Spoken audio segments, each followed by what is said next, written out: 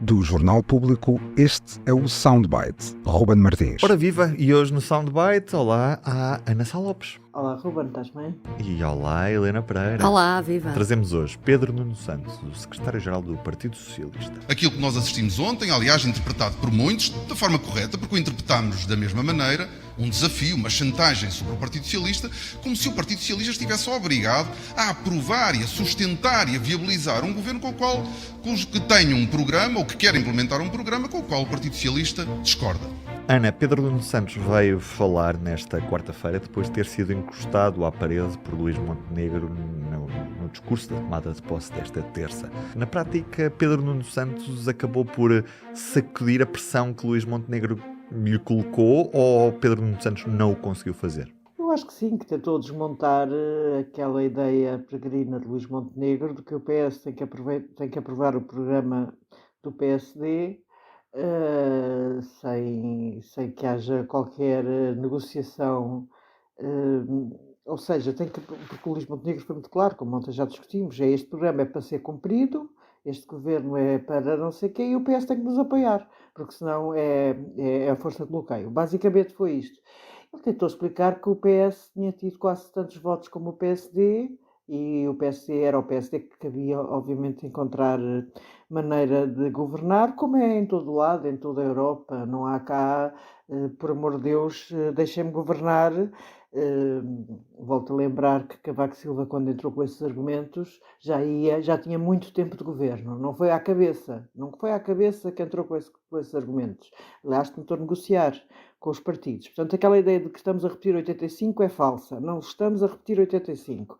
O PSD tem dito, os dirigentes têm dito muito de que se estão a inspirar em Cavaco Silva, mas Cavaco Silva não fez exatamente assim. Acho que Pedro Nuno Santos esteve bem, apareceu engraçado, apareceu assim, com um ar moderado, o início aparece com um ar muito moderado, porque eu acho que toda a gente pensa que cada passo em falso pode ser prejudicial a si próprio, uma vez que agora está na oposição e que os governos podem ser sempre beneficiados com eleições. Portanto, o próprio Pedro Nuno Santos, respondendo, na meu ver bem, a Montenegro, não o fê-lo ao ataque, e nós sabemos como Pedro Nuno Santos era capaz de fazer ataque se quisesse fazer o ataque, e não, foi até muito, tentou fazer ali um ataque muito suave, para o estilo que Pedro Nuno Santos era capaz de ter. Eu acho que ele pensou, ele sabe que as oposições, quando há eleições, correm sempre o risco de ser mais prejudicadas do que governos, então tem ali um jogo.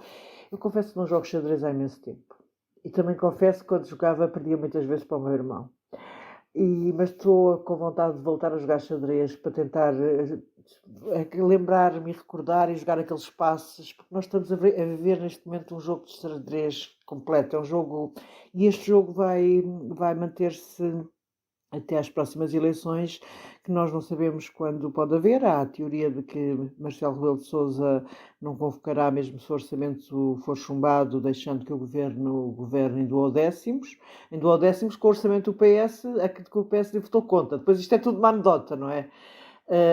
Mas vamos ver se há orçamento retificativo ou não. Aí Pedro Nuno Santos já se dispôs a dar o aval caso aquelas medidas que estavam na realidade estavam no programa eleitoral dos dois partidos fossem avante, mas também aí não há pelo menos ainda não houve movimentação da parte do PSD para ter um acordo para esse orçamento retificativo, nem sabemos se vai haver orçamento retificativo. Também é muito cedo. É muito cedo. Há uma coisa muito importante que eu acho que Pedro Nuno Santos fez e disse ao desmontar, é que tem havido da parte do governo, do novo governo e dos dirigentes do PSD e da AD, a ideia de que os cofres cheios e que não se pode agora dar tudo a toda a gente. Agora, a verdade é que o programa da AD é que foi feito para dar tudo a toda a gente. Quer dizer, isto não. A ideia não é a oposição que está a pedir para dar tudo a toda a gente. O programa eleitoral da AD, que foi há pouco tempo discutido, já previa uma data de medidas e aumento de despesa e baixa de impostos. Era por isso que houve muita gente que achou que era um programa inexequível. O quadro macroeconómico era muito duvidoso de como é que é possível baixar impostos, com que Montenegro se comprometeu, e continuar ao mesmo tempo a aumentar a despesa, a contar com um mirífico crescimento de 4%. Uma das coisas, deixa-me só acabar, já dou a palavra à Helena que não me calo hoje. Pronto, uma das coisas que eu acho que Pedro Nuno Santos não soube responder, porque não tinha resposta e porque provavelmente arrependido do que fez, foi de não ter ido à tomada de posse. Porque quando ele não dá nenhuma justificação para não ter ido, concreta, não é, estava com gripe, tive um problema pessoal, não foi nada disso, ele optou por não ir. E depois não saía daquela conversa do não pude. Aquilo é claramente quem está arrependido e que sabe que politicamente lhe é prejudicial não ter ido a uma situação institucional como a da tomada de posse do governo. Aí, de facto, ele insistiu, houve vários jornalistas que fizeram a pergunta, insistiu imenso, ele manteve sempre aquela linha do não pude. O não pude não é uma justificação. Não pude não é uma justificação. Ele não tinha justificação, ele não quis ir. Era mais, de fundo, teria sido mais sincero se dissesse não quis ir, porque percebeu-se que foi a verdadeira razão de não ter lá estado. Até porque este tipo de polémicas normalmente são polémicas muito efêmeras, desaparecem muito rapidamente, não é? Portanto, seria polémica esta semana, para a semana já estaríamos todos a falar de outra coisa distinta. Não é a coisa mais grave que assola ao país. Ele, nesse aspecto, tem razão, dizer que não é a coisa que mais preocupa os portugueses, e não será certamente, mas é uma questão simbólica, com alguma importância. Sim, o líder partidário não ir a uma tomada de posse, as razões ou são pessoais e não tem que as dizer, ou são políticas. E ele nem foi uma coisa nem outra. Percebeu-se o incómodo, ele nem sabia bem o que é que haveria dizer. Quer dizer, também ao fim de 24 horas podia ter pensado numa melhor justificação, mas realmente saiu. Já ontem dissemos que tinha sido mau e hoje a justificação também é isso, não ajudou nada. E Helena, Pedro Nuno Santos acabou por conseguir, de certa forma, meter-se à margem desta obrigação de viabilizar. Sabes o que é que me pareceu? Pareceu-me a cena do PSD e da eleição do Aguiar Branco.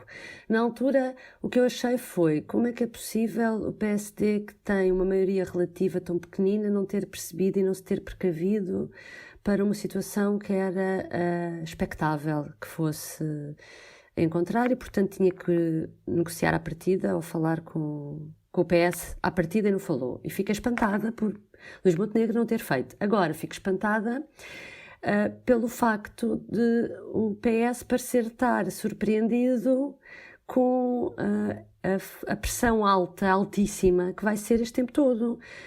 Realmente ontem houve um lado que foi muito duro para o PS o discurso de Montenegro. Agora, ontem perguntávamos porque é que o Pedro Nuno Santos não aparecia, ninguém sabia. Hoje de manhã perguntávamos então quem é que ia reagir, não sabia. E demorou algum tempo até a Pedro Nuno Santos convocar a conferência de imprensa. Portanto, parecia que o PS ainda está a ter alguma dificuldade de reagir à alta pressão.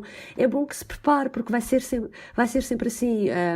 Vai ser muito mais do que estávamos à espera.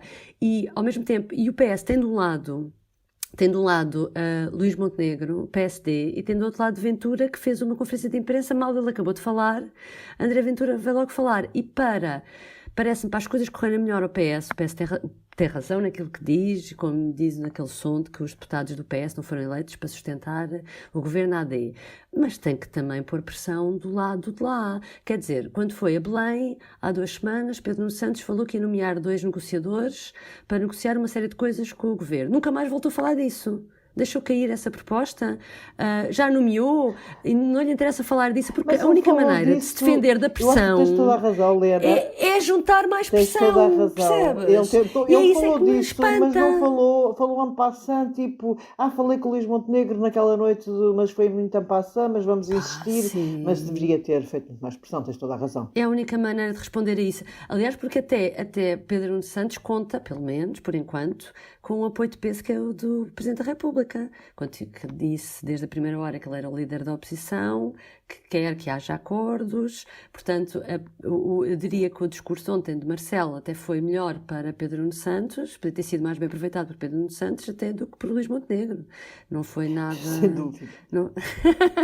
Pronto, portanto, acho que é isso. Acho que é uma alta pressão e o PS tem que dar corda mais aos sapatos também para sacudir essa pressão. E a única maneira é pôr coisas a andar e apresentar propostas e pedir também ao governo AD que se posicione em relação àquilo que ele defende. Quer dizer, estamos todos ainda a viver um bocado a preto e branco neste filme. Pois, mas a realidade é que alguém vai ter de ceder, não é? Porque esta pressão colocada em cima de todos nesta maneira, não é? Portanto, há uma pressão colocada em cima do governo, há uma pressão colocada em cima do PS, uma pressão colocada em cima do Chega.